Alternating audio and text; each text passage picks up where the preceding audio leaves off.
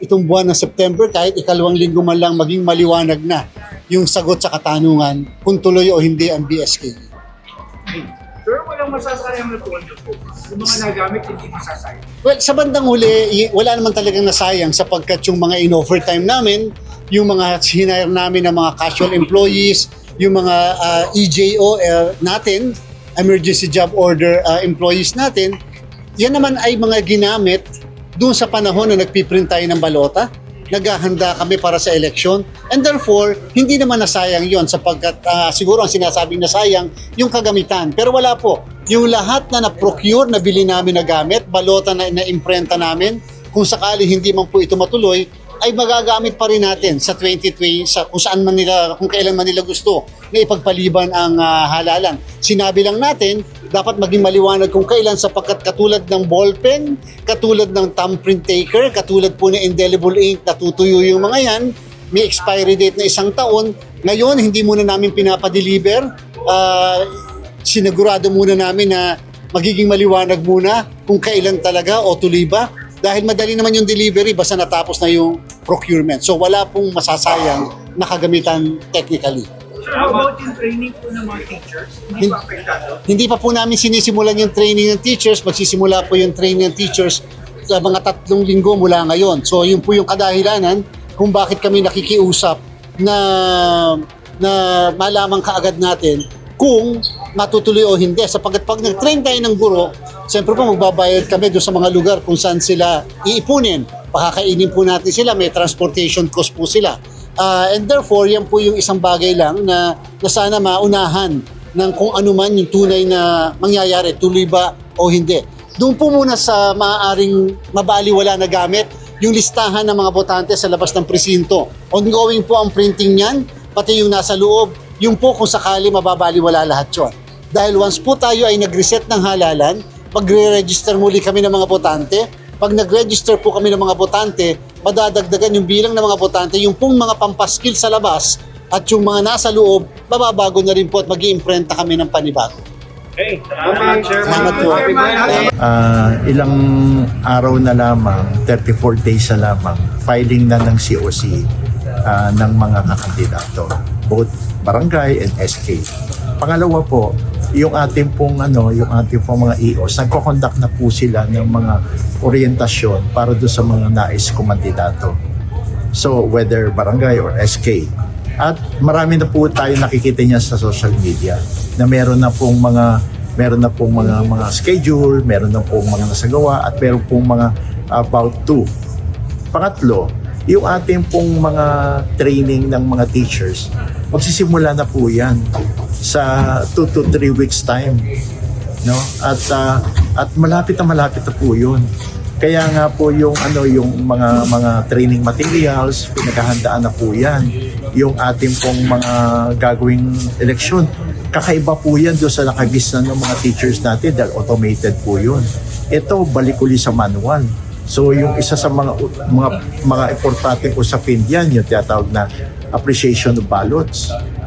Yan ay talagang importanteng aspeto ng training ng ating mga teachers kasi sila po ang mga mangunguna sa pag-appreciate ng mga ballot na babasahin nila at titignan nila. So napaka-importante po ng training. Tapos ganoon din po yung mga tumutulong po sa COMELEC katulad ng PPCRB, maghahanda rin po kami. Magte-train din kami ng mga volunteers. Mananawagan kami ng mga additional volunteers. Kaya napakahalaga po na itong mga panahon na ito, talagang very, very tight na talaga ho. Kaya ayaw man namin talaga na sabihin na hindi ho maganda ho yung timing. Pero wala ho tayong magagawa kasi yan na ho yung realidad eh. Malapit na po ang ating preparasyon at ang ating maging halalan sa November 2. Nawa po, mapag-isipan po ito ng mabuti at maasaalang-alang. At saka, in the long run, mabuti nga nabanggit ni Senate President yung tungkol sa financial aspect. Mas lalabas o magastos. Kasi meron na nakalaan na pondo eh. Kung tayo ay magpapaliban, next month magsimula na yung voters registration, dadagdag na naman yung mga gagastusin ng ating pong galing sa kaban ng ating bansa patungkol dito sa election na ito. Samantala, kung ninanais lang naman natin na ito ay mapalawig yung termino, pwede naman ito mapag-usapan even tayo ay magko-conduct ng ating pong barangay and SK elections on November 2. Sana po na naging malinaw po yung Hindi pa rin pinagpapasahan ng pinal kung kailan gagawin yon. Siguro ngayong by Wednesday, we have to decide kung gagawin yon. Kasi kung gagawin man yon, dapat i-announce 1 week before. Pero leaning na towards panghapon. Unang-una, happy birthday sa inyo. Chairman, kaya pa bang mapusko? Ano bang panig ng COMELEC? Gusto niyo bang mapusko ng SKE ngayong November? Well, sa part ni COMELEC, handa naman kami. Nandiyan na lahat ang mga kagamitan. Pag sinabi sa ating tuloy ang November 2, wala pong magbabago sa lahat ng ginagawa po natin. Subalit, nakiusap tayo sa Kongreso, sa mababang kapulungan, kanina sa Senado natin, na baka pwede magkaalaman naman kung mapopostpone o hindi itong ating eleksyon bago matapos ang buwan ng September. Kasi nga po, filing na ng candidacy sa September 28 to October 5. Sana kung kakayanin mas maaga, kahit ikalawang linggo ng September man lang, maging maliwanag kung matutuloy o hindi ang ating halalan. Para mawala naman yung agam-agam ng mga magpapay ng candidacy, yung mga tauhan din namin sa field para maging maliwanag. At number 3, meron po kasi kaming pinaghahandaan na Bangsamoro Parliamentary Election. Kung importante po sa atin ang barangay, equally ganun po ka-importante ang kauna-unahang Bangsamoro Parliamentary Election. Kaya gusto po namin mag-focus sa iisa lang muna kung talagang yun ang mangyayari.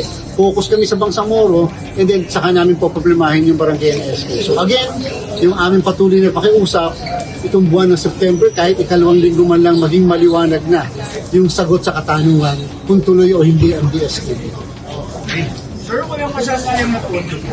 Yung mga nagamit, hindi masasayang. Well, sa bandang uli, wala naman talagang nasayang sapagkat yung mga in-overtime namin, yung mga hinire namin ng mga casual employees, yung mga EJO natin, emergency job order employees natin, yan naman ay mga ginamit doon sa panahon na nagpiprint tayo ng balota, naghahanda kami para sa eleksyon, and therefore, hindi naman nasayang yon sapagkat siguro ang sinasabing nasayang yung kagamitan. Pero wala po. Yung lahat na na-procure, nabili namin na gamit, balota na na-imprenta namin, kung sakali hindi man po ito matuloy, ay magagamit pa rin natin sa 2020 sa kung saan man nila, kung kailan man nila gusto na ipagpaliban ang halalan. Sinabi lang natin, dapat maging maliwanag kung kailan sapagkat katulad ng ballpen, katulad ng thumbprint taker, katulad po ng indelible ink na tutuyo yung mga yan, may expiry date na 1 taon. Ngayon, hindi muna namin pinapadeliver. Sinigurado muna namin na magiging maliwanag muna kung kailan talaga o tuloy ba. Dahil madali naman yung delivery basta natapos na yung procurement. So wala pong masasayang na kagamitan technically.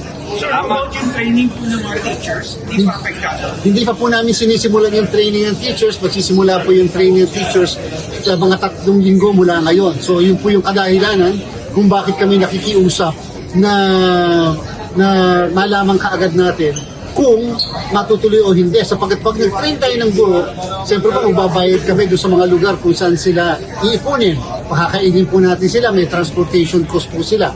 And therefore, yan po yung isang bagay lang na sana maunahan ng kung ano man yung tunay na mangyayari, tuloy ba o hindi. Doon po muna sa maaaring mabaliwala na gamit, yung listahan ng mga botante sa labas ng presinto. Ongoing po ang printing niyan, pati yung nasa loob, yung po kung sakali mababaliwala lahat yun. Dahil once po tayo ay nag-reset ng halalan, magre-register muli kami ng mga botante. Pag nag-register po kami ng mga botante, madadagdagan yung bilang ng mga botante, yung pong mga pampaskil sa labas at yung mga nasa loob, mababago na rin po at mag-i-imprenta kami ng panibago. Okay, salamat.